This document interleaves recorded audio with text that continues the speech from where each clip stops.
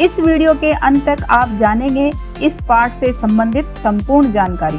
नमस्कार सभी को, हिंदी कला केंद्र में आपका स्वागत है। अगर आप इस चैनल पर नए हैं तो पहले इसको सब्सक्राइब करें व बेल आइकन को दबाना ना भूलें ताकि नए वीडियो का नोटिफिकेशन सबसे पहले आपको मिले। बच्चों, आज हम पढ़ने जा रहे हैं हमारी हिंदी की पुस्तक का पाठ 8, जिसका शीर्षक है वे दिन भी क्या दिन थे। ये एक विज्ञान कथा है जो कि आइजैक एसिमोव द्वारा लिखी गई है। बच्चों, अगर आप अपने जीवन के बीते हुए कुछ अच्छे पलों को याद करो तो चेहरे पर अपने आप ही एक मुस्कान आ जाती है ना, और आप बोल उठते हो वे भी क्या दिन थे। याद करो, पिछली साल जुलाई में आप जब लोग स्कूल जाते थे, अपने दोस्तों के साथ खूब मस्ती करते थे, साथ मिलकर सब बच्चे एक साथ पढ़ते थे और स्कूल के सारे क्रियाकलापों में खूब भाग लेते थे। अध्यापकों के साथ बातचीत होती थी, करते थे ना। और अब इन दिनों घर में बैठकर ऑनलाइन पढ़ाई कर रहे हो, लेकिन इन सब माहौल से दूर अलग तरह से पढ़ने की कोशिश कर रहे हो।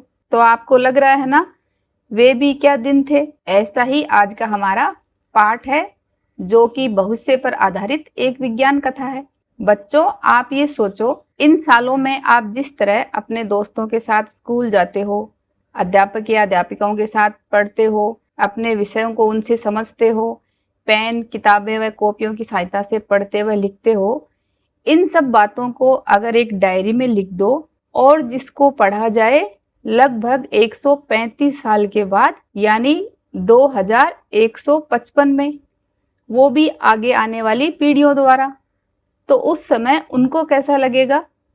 ये सोचकर पढ़ोगे तो आपको ये कहानी और ज़्यादा मज़ेदार लगेगी। तो चलिए शुरू करते हैं। घटना महत्वपूर्ण थी। महत्वपूर्ण का अर्थ होता है जरूरी या कोई बड़ी थी, वरना कुम्मी अपनी डायरी में उसे क्यों लिखती। आप भी अगर कोई डायरी में कोई कुछ लिखते हो तो कोई इम्पोर्टेंट बात होती है या कोई दिन होता है तभी लिखते हो ना। अपनी डायरी में उसने 17 मई सन 2155 की रात को लिखा। क्या लिखा उस डायरी में? आज रोहित को सचमुच की एक पुस्तक मिली है। सचमुच की यानी वास्तव में एक पुस्तक मिली है।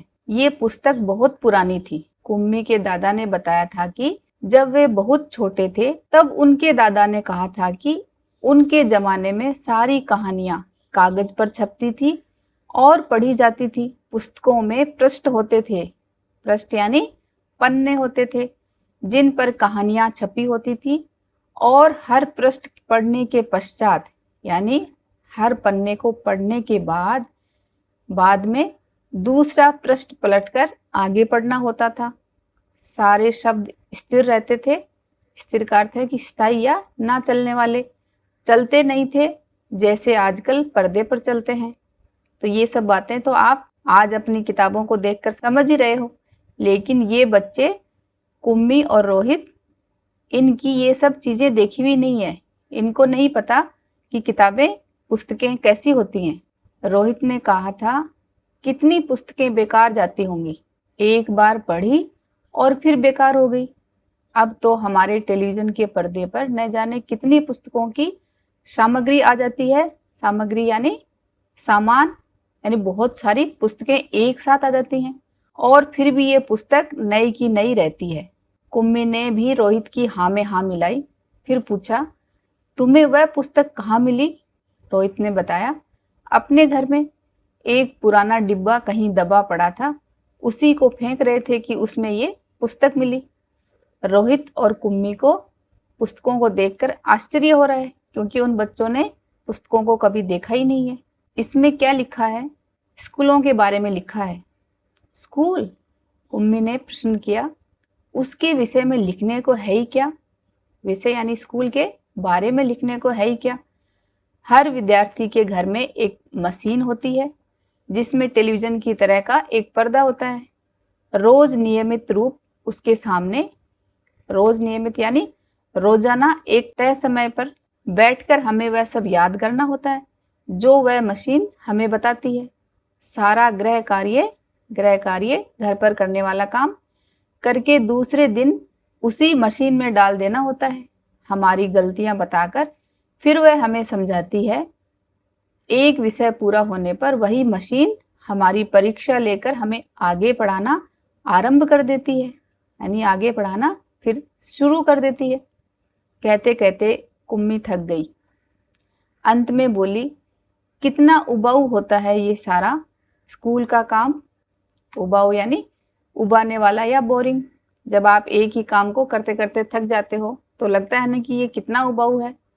तो वो बच्चे भी स्कूल के काम को उबाऊ बता रहे हैं। रोहित मुस्कुराते हुए उसकी बातें सुन रहा था। अरे बुद्धू, जैसे स्कूल का वर्णन इस पुस्तक में है, वर्णन यानी किसी चीज के बारे में विस्तार पूर्वक जानकारी, तो जैसी इस पुस्तक के बारे में जानकारी दी है वह इससे भिन्न होता था। भिन्न यानी अलग होता था। इसमें तो उन स्कूलों के बारे में लिखा है जो सदियों पहले होते थे। सदियों का अर्थ है 100 वर्ष। तो रोहित कह रहा है कि इस पुस्तक में तो उन स्कूलों का वर्णन किया गया है जो आज हम इन मशीनी उपकरणों के सामने बैठकर पढ़ाई कर रहे हैं, उनसे अलग जो सदियों पहले स्कूल होते थे उनके बारे में बताया है। ये सुनकर कुम्मी के मन में कुछ उत्सुकता जगी। उत्सुकता यानी अधीरता। वो और जानने के लिए अधीर हो उठी। बोली, फिर भी उनके यहाँ मशीन के बने अध्यापक तो होते ही होंगे। कुम्मी को याद आया कि एक बार जब उससे भूगोल एक विषय है, ज्योग्राफी, तो मैं रोज वही गलतियां होने लगी थी। तो उसकी माँ ने मोहल्ले के अध्यक्ष को बताया था। तब एक आदमी आया था और उसने उस मशीन के पुर्जे पुर्जे अलग कर दिए थे। मशीन के पुर्जे पुर्जे यानी उसके अंदरूनी कलपुर्जे। तब उसने मन ही मन ये मनाया था कि वह आदमी इस बोर करने वाले अध्यापक को पुनः जोड़ न पाए। पुनः यानी दोबारा जोड़ ही ना पाए, तो उससे हमेशा के लिए छुट्टी मिल जाए।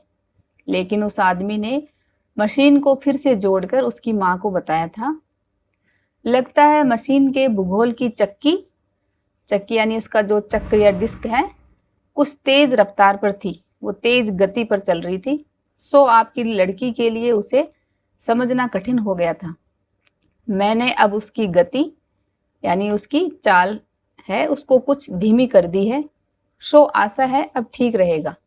तो बच्चे अपने मशीनी अध्यापक से बोर हो गए हैं और कुम्मी को उसी समय भूगोल का सबक सीखने बैठ जाना पड़ा था। सबक यानी पाठ, भूगोल का अगला पाठ सीखने के लिए बैठ जाना पड़ा था, क्योंकि उनको तो एक निश्चित समय पर मशीन के सामने बैठना है। मन ही मन वह उस मशीनी अध्यापक को कोसती रही थी। किसी चीज को कोसना यानी उसको अपशब्द कहकर बुरा भला कहना। तभी रोहित ने कुम्मी के सोचने के सिलसिले को तोड़ा। जैसे आप के इस तरह के विचार कुम्मी के मन में एक के बाद एक आते जा रहे थे, तो उन विचारों को तोड़ा।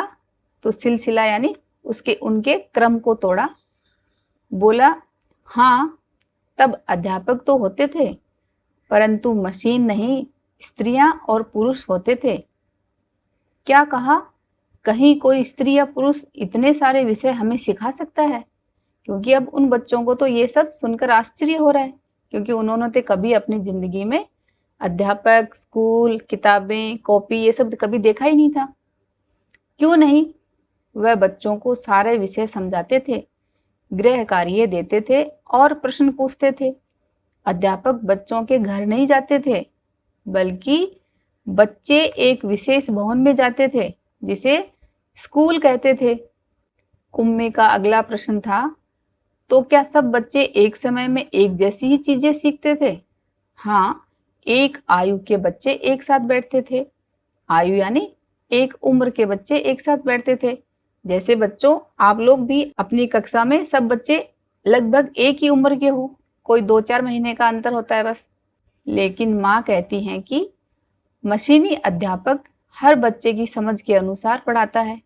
फिर पुराने जमाने में ये कैसे संभव होता था? पुराने समय में ये कैसे पॉसिबल होता था?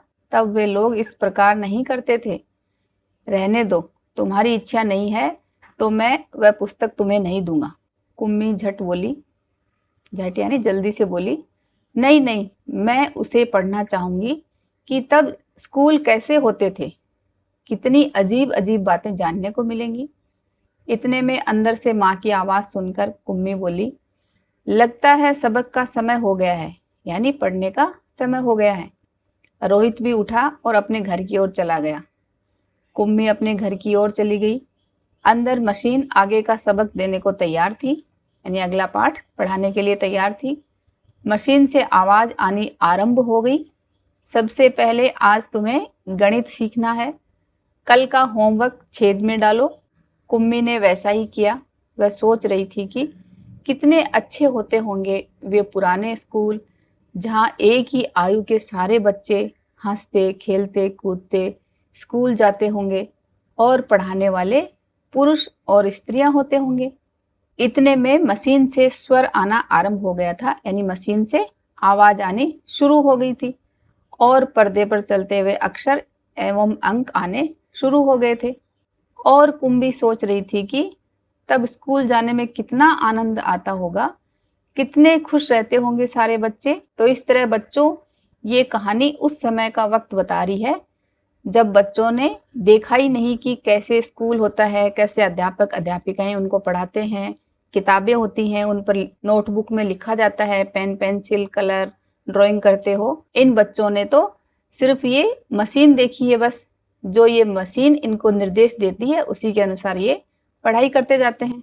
इस विज्ञान कथा को लिखा है आइजैक असिमोव ने। अब इसके अभ्यास प्रश्नों को इसके भाग 2 में करेंगे। अगर हमारे वीडियो बन ही रहे हैं आपके फेवरेट, तो फिर क्यों ना करें इनको लाइक, सब्सक्राइब और रिकमेंड। हमें और बेहतर बनाने के लिए आप कर सकते हैं कमेंट। धन्यवाद।